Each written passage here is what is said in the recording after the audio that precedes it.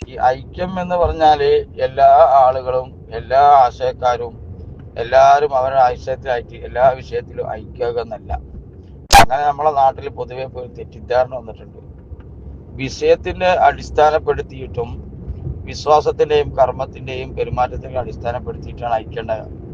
നബി സല്ലല്ലാഹു അലൈഹി വസല്ലം തങ്ങളുടെ കാലഘട്ടത്തിൽ നബിസങ്ങൾ ദീന് പ്രബോധന സമയത്തിൽ ഈ അനൈക്യത്തിന്റെ വർത്തമാനം പറഞ്ഞു ആൾക്കാരുടെ ഭിന്നിപ്പുണ്ടാക്കുകയാണ്, ഇവിടെ പുതിയ മതം കൊണ്ടുവരികയാണ്, പുതിയ വിഷയം കൊണ്ടുവരികയാണ് എന്ന് പറഞ്ഞിട്ടാണ് അന്നും ആദ്യത്തെ ആളുകൾ പറഞ്ഞത്.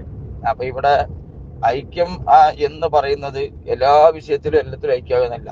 ദീനിന്റെ വിഷയത്തിൽ വരുന്ന ഐക്യം എന്ന് പറഞ്ഞത് വഅതസിമു ബിഹബിലില്ലാഹി ജമീഅ വലാ തഫറഖൂന, അള്ളാഹുവിന്റെ പാർശ്വത്തിൽ മുറുകെ പിടിക്കുക, നിങ്ങൾ വിട്ടുപിരിയരുത്.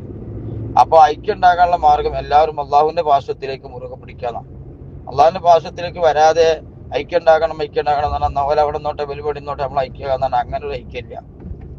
അള്ളാഹുവിന്റെ പാർശ്വത്തെ മുറുകെ പിടിക്കുക, എന്നിട്ട് ഐക്യം ഉണ്ടാകുക.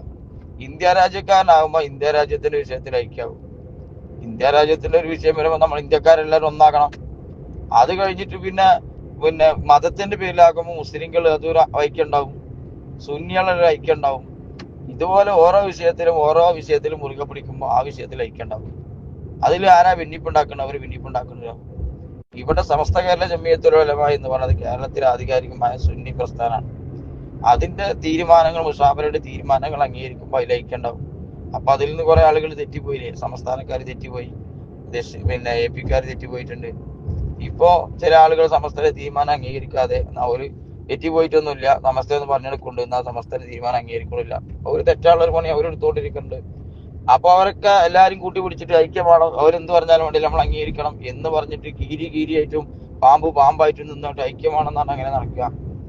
ഐക്യമാണ് വെച്ചെങ്കിൽ ഒന്നുകിൽ കീരി പാമ്പാണ്ടില്ലേ, പാമ്പ് കീരിയാണ്ടി, അവിടെ ഐക്യം ഉണ്ടാവുള്ളൂ. അപ്പൊ ഇവിടെ സമസ്തന്റെ മുഷാവറ എടുക്കുന്ന തീരുമാനം അതാണ് സമസ്തന്റെ ഐക്യം എന്നാണ്. അത് അംഗീകരിക്കുന്ന ആളുകൾക്ക് ഐക്യത്തിൽ തന്നെ ഒരു പ്രശ്നം ഉണ്ടാവില്ല. പിന്നെ ചിലർക്ക് അത് അംഗീകരിക്കാൻ പറ്റില്ല പോലെ പോവുക.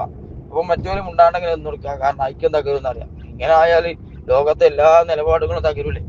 ഇന്ത്യ രാജ്യത്തിനെതിരെ കുറച്ച് ആൾക്കാർ ഇറങ്ങി രാജ്യത്തിന്റെ നിയമത്തിനെതിരെ ഇറങ്ങിയാൽ ഓരോ എതിർക്കണ്ട, അത് രാജ്യത്ത് ഭിന്നിപ്പുണ്ടാവും എന്ന് പറഞ്ഞ് കാത്തിക്കാൻ പറ്റും? രാജ്യത്തിന്റെ നിയമത്തിനനുസരിച്ച് നിൽക്കേണ്ടി വരും. അതുപോലെ ഇസ്ലാം മതത്തിനെതിരെ ഇറങ്ങിയാൽ അങ്ങനെ വേണ്ടി വരും. ഏത് വിഷയത്തിലാണ് അങ്ങനെ? ഒരു മഹല്ലത്തിലാണെങ്കിൽ ഒരു മഹല്ലിന്റെ പ്രവർത്തനങ്ങൾക്കും മറ്റൊക്കെ എല്ലാ പ്രശ്നങ്ങളും ഒരു ടീം ഉണ്ടാക്കുക, മഹല്ല് തീരുമാനം അംഗീകരിക്കൂല എന്ന് പറയാം. അപ്പൊ മഹല്ല് തീരുമാനങ്ങൾ അംഗീകരിക്കൂല എന്ന് പറയുമ്പോൾ മറ്റൊരു ഐക്യം തകരും. അതുകൊണ്ട് പോലെ എന്തെങ്കിലും കാട്ടിക്കോട്ടെ, ഇങ്ങനെ പറഞ്ഞാൽ ഐക്യവോ? ഇനി ഒരു വീട്ടിലാണ് നോക്കിയാ, ഒരു വീട്ടിൽ എന്തൊക്കെയാ വിഷയങ്ങൾ ഉണ്ടാവും. ആ വീട്ടിൽ ഉള്ള വിഷയങ്ങൾ വരുമ്പോൾ ഒരാൾ വാപ്പാന്റെ തീരുമാനം അംഗീകരിക്കൂല,